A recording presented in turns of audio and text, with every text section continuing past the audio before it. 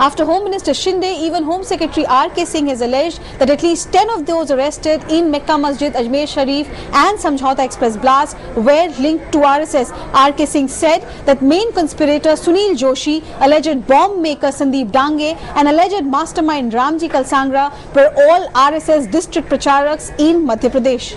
We have at least 10 names who have been associated with RSS at some point of time or the other.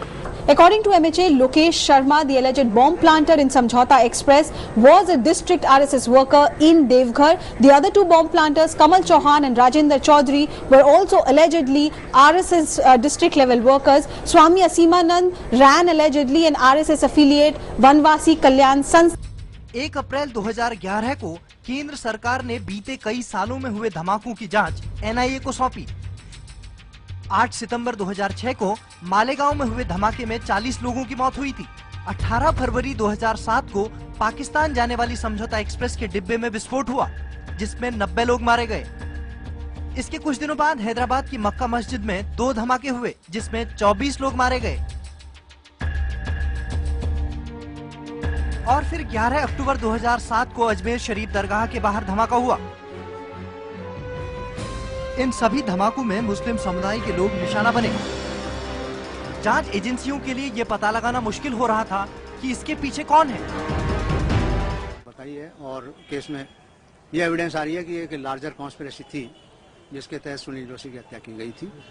Bharat सरकार ने ये मुकदमा NIA act के तहत दर्ज करने के लिए जो नोटिफाई किया था, उसके पीछे कारण भी यही था कि लोकल पुलिस के द्वारा इस लार्जर कॉन्स्पिरेसी की अनुसंधान नहीं की जाकर केवल सिंपल एक मर्डर हुआ और मर्डर होने के पीछे क्या कारण थे, जिनकी जांच पूरी तरह नहीं की जाकर केवल एक चार्जशीट पेश कर दी गई थी, जिसको कि माननीय उच्च न्यायालय ने, एमपी हाई कोर्ट ने उस केस को कोर्ट से ट्रांसफर करके अभी इस न्यायालय में पेश कर दिया।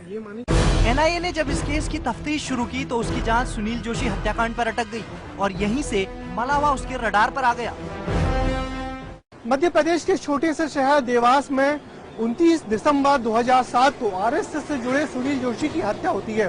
पुलिस इसे आपसी रंजिश का मामला मानकर जांच बंद कर देती है, मगर ये मामला 2 साल बाद यानी कि 2009 को प्रज्ञा ठाकुर की गिरफ्तारी के बाद फिर से खोला जाता है और फिर तो जैसे देश में हुए सारे धमाकों के तार आपस में जुड़ते जाते हैं।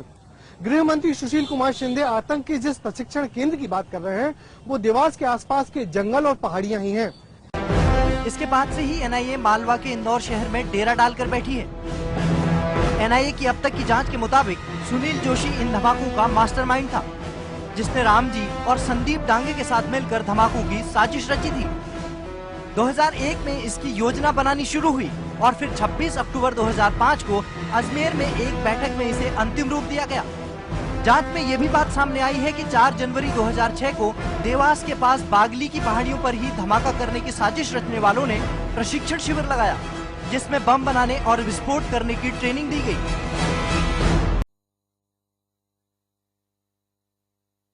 हमको उठते बैठते रब की है रजा पसंद, हमको उठते बैठते रब की है रजा पसंद। इनकलाब दुश्मनों तुम हो इंतहा पसंद, हमको उठते बैठते रब की है रजा पसंद। इनकलाब दुश्मनों तुम हो इंतहा पसंद। तोहमतों के तीर हम पे हो न सब किए हुए, तोहमतों के तीर हम पे हो न सब किए हुए।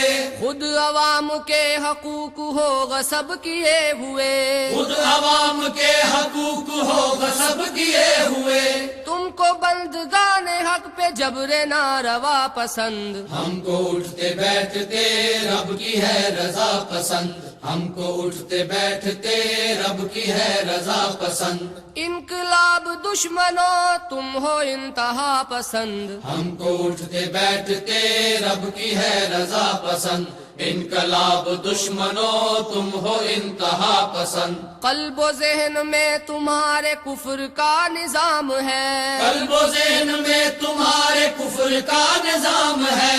मोमिनों के वास्ते ये जिल्लते दवाम है, मोमिनों के वास्ते